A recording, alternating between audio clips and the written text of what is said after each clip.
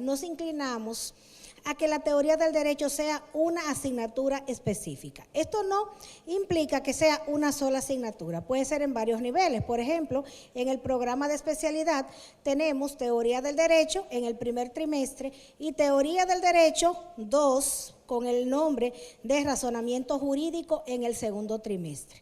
O sea, una cosa es los niveles que tenga, pero que sean como asignatura específica. ¿Por qué nos inclinamos en esta posición? Por lo siguiente. Porque, como se explicaba ayer, nosotros, o sea, partiendo de nuestro contexto, nosotros no tenemos cultura en cuanto a la formación del profesional del derecho en teoría del derecho. Partiendo de eso, entonces, tenemos que comenzar a producir en los estudiantes de derecho o en las personas que ya ingresan a la escuela como participantes del programa de aspirantes o de la especialidad, construir esos conocimientos significativos. La pregunta interesante en verdad es si podemos concebir un mejor sistema y una mejor cultura jurídica con enseñanza formal de estas materias, y a mí me parece que esto es indudable. Ahora, es difícil verificarlo empíricamente porque en realidad no hemos tenido ningún sistema jurídico sin filósofos del derecho y sin teóricos del derecho. Y si uno lo piensa bien, porque claro está, ¿cuál es la buena teoría? Voy a tratar de ir a esa cuestión que es la central y que creo que todavía no hemos discutido mucho sobre ella. Los grandes dogmáticos son muy buenos teóricos del derecho. Si empezamos a buscar, si les preguntamos a cada uno de ustedes, los constitucionalistas, los civilistas, los penalistas, cuáles son sus referentes, uno le va a decir inmediatamente, este es un gran dogmático porque era un gran teórico del derecho. Y yo diría, un buen teórico del derecho, un buen filósofo del derecho, tiene que tener alguna influencia en la práctica. Si no la tiene, yo no lo enseñaría, no lo incluiría en el currículum. Me parece que ese es un criterio, aunque sea pragmático, que pudiera servir para orientar lo que deberíamos hacer.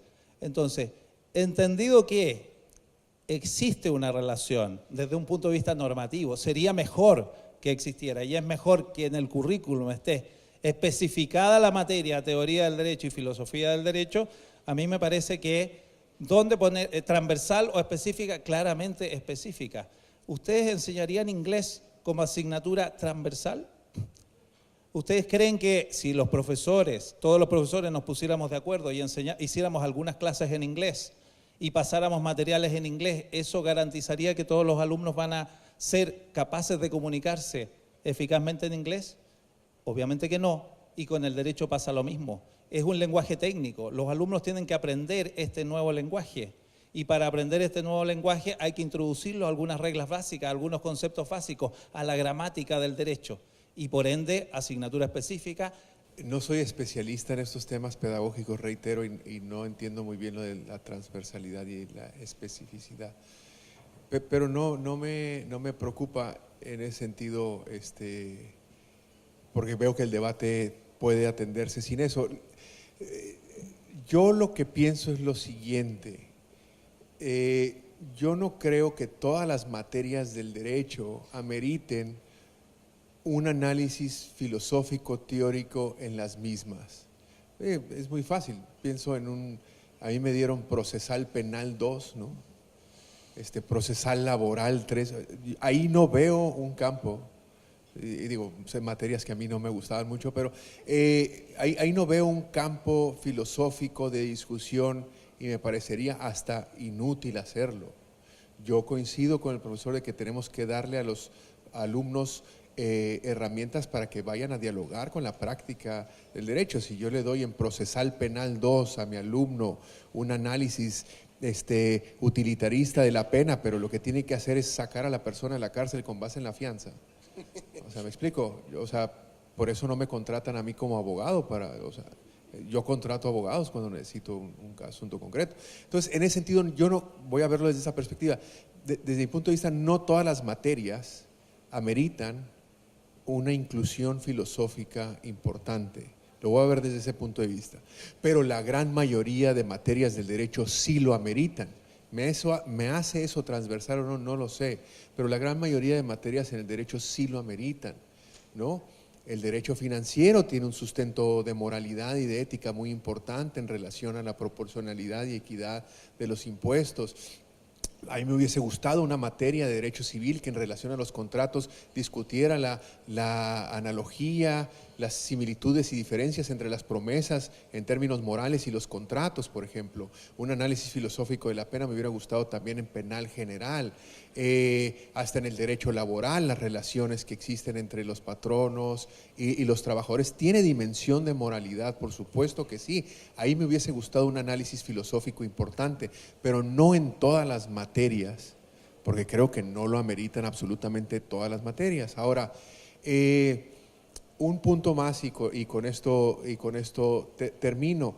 Me resisto a que la materia sea independiente, no incluirla en las materias dogmáticas por lo siguiente, porque va a haber una discusión falsa entre el alumno avesado en términos filosóficos, ¿no?, que se lo da el filósofo del derecho, el teórico del derecho, y el dogmático del derecho en ese sentido, ¿no?, el práctico del derecho. Siempre va a haber una falta de comunicación, una barrera importante. Por eso me voy hacia la idea de incluir en las materias que lo ameriten una discusión filosófica, no toda la materia, por supuesto, pero sí un apartado muy interesante filosófico en algunas materias del derecho que lo ameriten para que todos estemos hablando el mismo idioma. Y eso no quita el análisis filosófico duro y puro y general de las materias a lo largo de la licenciatura. Prácticamente en la línea del profesor Vega, entiendo que la asignatura de Teoría General del Derecho debe ser una asignatura específica dentro del plan de estudio, en el sentido de que hay una dificultad cuando nos encontramos con estudiantes de final de término o recién egresados, y hay una problemática en la descodificación del mensaje. No hay un mensaje, un lenguaje. En la decodificación del lenguaje, el lenguaje no es por mucho ni siquiera a la mitad de nivelado, entonces hay una brecha muy grande. El problema de la transversalidad implicaría asumir un conocimiento sistematizado previo en todo el profesorado, y a partir de lo mismo no podemos presumir que todos tengan ese conocimiento. La transversalidad vista desde el punto que explicó el profesor Palacio me parece adecuada, en el sentido de que luego de que la asignatura como materia específica te dé unas competencias cognitivas que permitan en el plan de estudios poder tener unas visiones diferenciadas, y que obviamente van a redundar en una mejor formación del jurista, una mejor formación del abogado. Eso va a impactar directamente en la administración de justicia, obviamente, y obviamente en elevar la calidad del entorno social. Mi idea es que debe ocupar un lugar específico y a su vez también ser transversal. ¿Cómo se entiende esto? Tengo que necesariamente aclarar, me traiciona mi costado pedagógico, tengo que aclarar para opinar si algo es transversal o separado. Tengo que aclarar cuál es la posición sobre las teorías curriculares a las que adhiero. Adhiero a la teoría curricular mayoritaria en el ámbito de la educación, que considera que el currículum no es el currículum formal que está volcado en los documentos de los planes de estudios, sino que comprende el currículum oculto, constituido por las prácticas no explícitas, y que comprende todos los procedimientos de la enseñanza que suceden no adentro del aula, sino adentro de una institución educativa. Sentado esto, digo por qué pienso que tiene que estar, por la relevancia de una serie de aspectos que hacen a la actividad de los operadores jurídicos, tiene que tener un lugar específico. Pero la transversalidad, si yo adhiero a esta teoría mayoritaria sobre un concepto de currículum amplio, la transversalidad no la voy a pensar solamente en términos de en cada módulo o en cada curso va a haber una lista de temas que se refieran a la cuestión. No, la transversalidad de esas temáticas tiene que estar presente en todo ese corpus que integra el currículum global, incluyendo las prácticas, incluyendo las normativas de la escuela que orientan las prácticas pedagógicas. Sí, yo la verdad es que tampoco me había planteado la pregunta y no sé si tenga una incapacidad intelectual o una cuestión así, pero sigue sin quedarme claro a qué nos referimos cuando estamos hablando de una enseñanza específica y una enseñanza transversal, porque si por específico nos estamos refiriendo a lo que ya han mencionado, que debe ser una materia muy acotada, que se imparte en determinado momento, incluso que se ha sugerido que es al inicio y al final. Si estamos en esta perspectiva, yo creo que debiese de haber también la intervención de esta misma materia específica en el entremedio. Al menos en mi experiencia personal recibo a los niños que entran a la universidad con una materia filosófica y luego me los vuelvo a topar cuando están saliendo y noto una carencia importante en el entremedio, pierden cierta hilación teórica.